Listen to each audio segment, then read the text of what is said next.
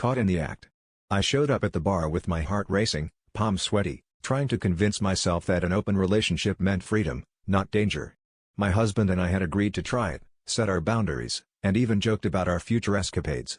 So when I finally matched with someone mysterious on a dating app, we exchanged flirty, anonymous messages until he suggested we meet.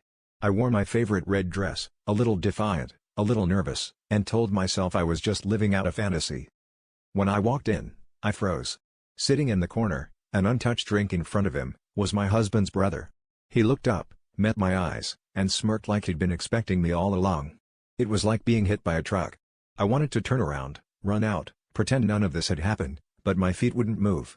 He gestured to the chair across from him, and I sat, pulse thundering. He leaned in and whispered, "He doesn't know, does he?" It wasn't a question.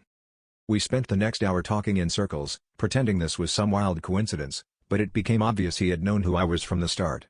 He admitted he'd recognized my profile, decided to play along, and was curious to see how far I'd go.